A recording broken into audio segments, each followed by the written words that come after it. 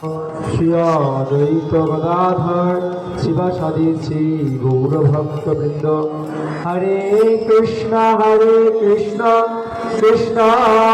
कृष्ण हरे हरे, हरे राम राम राम हरे हरे। ओम नमो भगवते वासुदेवाय। ओम नमो भगवते वासुदेवाय। ओम नमो भगवते वासुदेवाय। नारायणं नमस्कृत्य नरं चैव नरोत्तमं देवीं दासं सरस्वतीं तद्जयमुदीरय। मुखं करोति वाचालं शुक्लं लम्भयति गिरिं यत्कृपातमहं वन्दे परमानन्दमाधवं। श्रीगुरुदीनतारिणां श्रीचैतन्य मनोभीष्टं जय जय श्री चैतन्य जय नित्यानंद जय अद्वैत चंद्र जय गौर भक्तवृंद।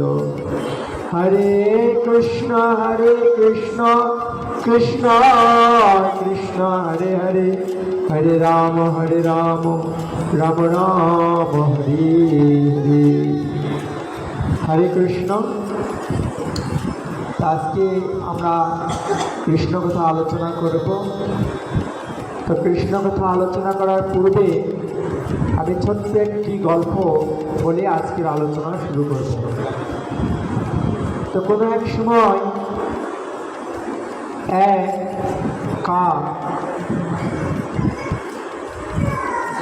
তিনি এক টুকরো মাংস নিয়ে আকাশপথে উড়ে চলছিলেন। তো ঠিক সেই সময় এক ঝাঁক বাজ পাখি সেই কাকটিকে তাড়া করলেন। কিসের জন্য? না, সেই কাকের মুখ থেকে সে মাংসটি খাওয়ার জন্য। তো কাক যত বেশি সেটাকে আঁকড়ে ধরেছে, এই এক ঝাঁক বাজ পাখি সেই কাকটাকে প্রায় জীবন সম্পূর্ণ করে তুলেছে। তবুও সেই মাংসর টুকরোটি সে ছাড়ছে না।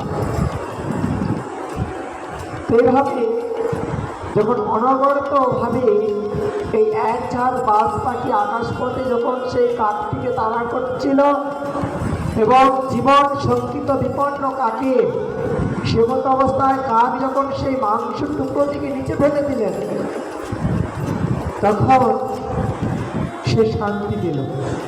কেন পেল? কারণ এখন সেই বাজ পাখিগুলো তাকে আক্রমণ করছে না। তো এতক্ষণ আমরা যে গল্পটি শ্রবণ করলাম, এই গল্পটির মধ্যে আমাদের শিক্ষাটা গ্রহণ করতে হবে। তা আমরা যতক্ষণ এই সংসারে আমরা আবদ্ধ থাকব, যতদিন এই সংসারটাকে আমরা আঁকড়ে ধরব, ঠিক ওই রকম কাকের মতো আমাদের জীবনটা সংকটাপন্ন হয়ে যাবে। ঠিক যেমন বাজ পাখি কাকটিকে আক্রমণ করেছিল, ঠিক এমনি এই সমাজে আমাদের বিভিন্নভাবে আত্মীয় স্বজন, বন্ধু বান্ধব, পিতা মাতা, ভাই বন্ধু যারা আছে, সকলেই একটু পাওয়ার জন্য সেই রকমভাবে তারা কী করছে, আপনার জীবনটাকে সংকটাপন্ন করে তুলবে। হ্যাঁ, আপনার জীবনটাকে সংকটাপন্ন করে তুলবে। তো এই জন্য আমাদের শিক্ষা গ্রহণ করছে দুঃখালয় অবশ্যাসম। আমরা এই জড়জাগতিক জীবনে আমরা যত বেশি জড়জাগতিক আমরা আসক্তি থাকবে, তত আমরা দুঃখ কষ্ট আমাদেরকে ভোগ করতে হবে। বুঝতে পেরেছেন? আমরা যত বেশি জড় বিষয়ের প্রতি, জড় সুখ ভোগের প্রতি, ইন্দ্রিয় তৃপ্তির প্রতি যত আমরা আকর্ষণ করব, তত আমাদের বেশি দুঃখ ভোগ করতে হবে। তো আমরা এই জগতে কেউ দুঃখ ভোগ করতে চাই না। কেউ চায় যে আমরা একটু দুঃখ পাই? কেউ চায় আমরা একটু কষ্ট পাই? না, আমরা কেউ এই জগতে দুঃখ চাই না। আমরা সকলেই চাই আমরা যেন সুখে থাকি, শান্তিতে থাকি। এই যে মানুষ এত পরিশ্রম করছে, সারাদিন রাত অবধি, সকালে রাত্রিতে ঘুমানোর মধ্য দিয়ে রাত শুরু হয়, সকালে চেতনার মধ্য দিয়ে দিন শুরু হয়। তো যখন সকালে ঘুম থেকে ওঠে তখন মানুষের কত রকম চিন্তা থাকে, কোথায় যাবে। কেউ চাকরিজীবী চাকরি ক্ষেত্রে যাবে, কেউ কর্মজীবী কর্মক্ষেত্রে যাবে, যে ব্যবসায়ী সে ব্যবসায়ী ক্ষেত্রে যাবে, ছেলে মেয়েরা যারা পড়াশোনা করে বিদ্যালয়ে যাবে। কত রকম কাজ থাকে, শত ব্যস্ততার মাঝে তারা কর্মব্যস্ত জীবনে কর্মময় হয়ে ওঠে। তো এই কর্মগুলি কেন তারা করছে? একজন চাকরিজীবী সে কেন কর্ম করছে? একজন শিক্ষক তিনি কেন শিক্ষকতা করছে? একজন স্টুডেন্ট তিনি কেন পড়াশোনা করছে? কেন করছে না তিনি চায় পড়াশোনা শেষ করে যেন একটু ভালো চাকরি হয়। চাকরি হলে কি হবে? আমরা কিছু অর্থ পাবো। অর্থ পেলে কি হবে? না সেই অর্থ দিয়ে আমি ভবিষ্যতে আমার সমস্ত দুঃখ কষ্ট দূর হয়ে যাবে। কিন্তু প্রকৃত পক্ষে কখনো এই অর্থ সম্পদ আপনাকে সুখ দিতে পারবে? প্রকৃত পক্ষে কখনো এই অর্থ সম্পদ আমাদেরকে সুখ দিতে পারবে না। সেই জন্য বাস্তবিক আমাদের সুখ কোথায়? আমরা কিসের সুখ পাবো? কোথায় গেলে আমাদের সুখ অনুভূত হবে? সেটা আমাদেরকে বুঝতে হবে। এবং কি করলে আমরা সুখ পাবো? শুধু এই জন্মেই সুখ নয়, যেন পরজন্মেও আমাদের সুখ প্রাপ্তি হয়, পরজন্মেও যেন আমাদের মুক্তি প্রাপ্তি হয়, সেই জন্য আমাদেরকে প্রচেষ্টা করতে হবে। তো আমরা যদি এই জন্মে, এই জনকটা শাস্ত্রে বলা হয়েছে, এই জন্মটা শাস্ত্রে বলা হয়েছে দুর্লভ, লব্ধা সুদুর্লভ। বলছে এই জনকটা বলছে লব্ধা সুদুর্লভ, এই জন্মটা অত্যন্ত দুর্লভ।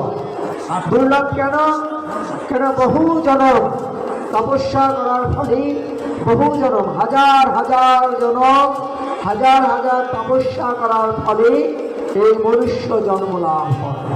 আর এই মনুষ্য জীবনেই একমাত্র হরিভজনের জীবন। মনুষ্য জনমটা হরিভজনের জন্য। কিসের জন্য? হরিভজনের জন্য। হরি কি? যিনি ভগবান, যিনি কৃষ্ণ, তিনি হরি। ঠিক আছে, বুঝতে পারছেন? শাস্ত্রে বলছে ঈশ্বর পরম কৃষ্ণ সচ্চিদানন্দ বিগ্রহ অনাদিরাদি গোবিন্দ সর্বকারণ পরম কারণ। তো ভগবান কৃষ্ণ তিনি হচ্ছেন পরম বন্ধু, শহীদ, পরম বান্ধব। তার মতো দয়ালু এই পৃথিবীতে আর কেউ নেই। আপনি বিপদে পড়বেন, আপনার আত্মীয় স্বজন বন্ধু বান্ধব আপনাকে পরিত্যাগ করবে, কিন্তু নিত্যকালের পরম বান্ধব ভগবান শ্রীকৃষ্ণ কখনো আপনাকে পরিত্যাগ করবে না। এই জন্য ভগবান বলছে, হে অর্জুন, ভগবত গীতায় ভগবান শ্রীকৃষ্ণ 18 অধ্যায়ে 66 নম্বর এবং 65 নম্বর শ্লোকে ভগবান বললেন, 65 নম্বর শ্লোকে ভগবান বললেন অর্জুনকে, হে ভক্ত, তুমি 4টি কাজ করো কেবলমাত্র। কয়টি কাজ করো? 4টি কাজ করলে তুমি ইহা জগতে পর জগতে তোমার কল্যাণ হবে।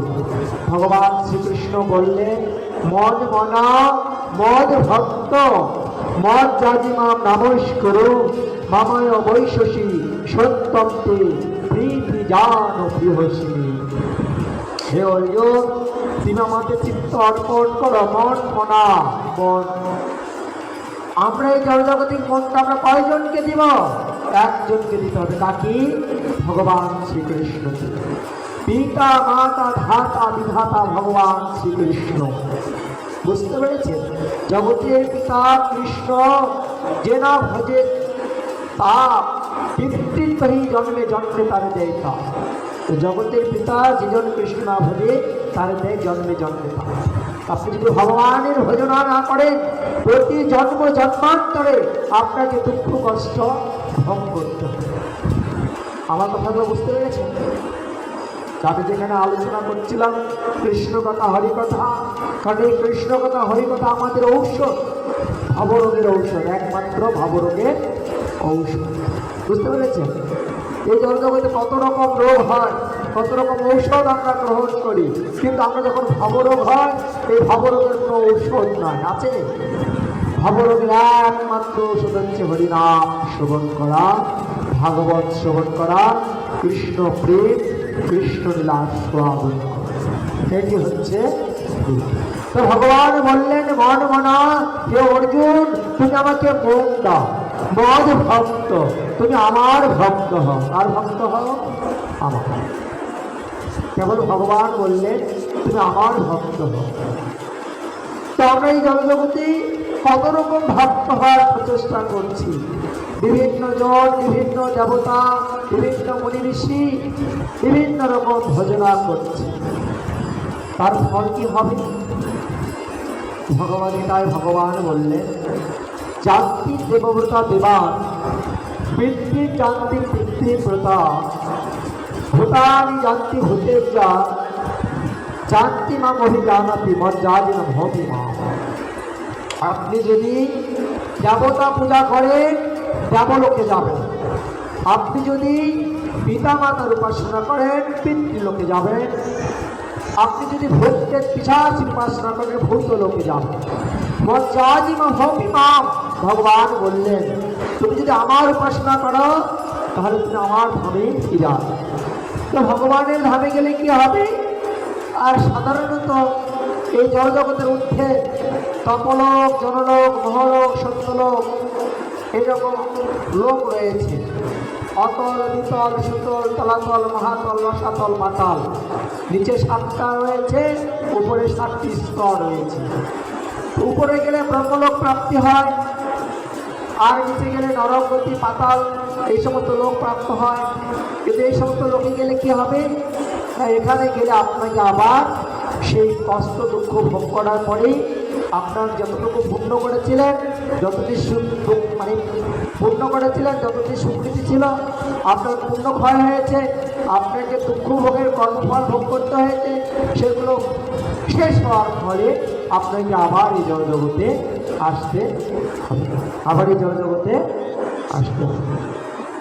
কিন্তু আপনি যদি ভগবানের উপাসনা করেন, কেবল যদি ভগবানের উপাসনা করেন, তাহলে ভগবত ধামে গিয়ে ভগবানের সঙ্গে ভগবান যেমন বৃন্দাবনে গোচরণ করতেন, ধেনু বৎস গাড়ি চড়াতেন, শ্রীরাম সুদাম দাম রসুদাম সহ সেখানে অসংখ্য লীলাবিলাস করতেন বিভিন্ন সখাদের সঙ্গে। আপনি যদি ভগবানের উপাসনা করেন তাহলে আপনি ভগবানের ধামে গিয়ে এই সমস্ত লীলাগুলো উপভোগ করতে পারবেন। আপনি ভগবানের সখা হয়ে ভগবানের সঙ্গে প্রেমানন্দ আলিঙ্গন করতে পারবেন। পিতাই গৌর সীতানাথ প্রেমানন্দে হরি হরি বল। এইভাবে আপনি যদি এইরকমভাবে ভগবানের সেবা পূজা অর্চনা করেন, ভগবানের নাম করে কীর্তন যদি করেন, তাহলে মৃত্যুর পর আপনি ভগবত ধামে গিয়ে সেখানে শুধু ভগবানের সঙ্গে লীলাবিলাসী নয়, আপনি অপ্রাকৃত আনন্দ লাভ করবেন। আর যদি মনে করেন না আমার এখনো হরিভজনের সময় হয়নি, আমি হরিভজন এখন কেন করব, আমি আরেকটু বয়স হোক, আরেকটু বৃদ্ধ হই, ছেলে মেয়ে আছে তাদের উপযুক্ত পাত্রস্থ করি, তারপরে সংসারের দায়িত্বভার থেকে অবসর নিয়ে হরিভজন করব, হবে না, হবে না, হবে না। বুঝতে পেরেছেন? তো এইভাবে শাস্ত্রে বর্ণনা করা হয়েছে। হরিবল। এইভাবে ভগবান বলছেন, মন মনা মদ ভক্ত মজ্জাজি মাম অপি মাম। ভগবান বললেন, সর্বধর্মান পরিত্যাজ্য মামেকম শরণং ব্রজ, অহং তাং সর্বপাপেভ্যো মোক্ষয়িষ্যামি মা শুচো। হে অর্জুন, তুমি সকল প্রকার ধর্ম কর্ম পরিত্যাগ করে কেবল একমাত্র আমার শরণাগত হও।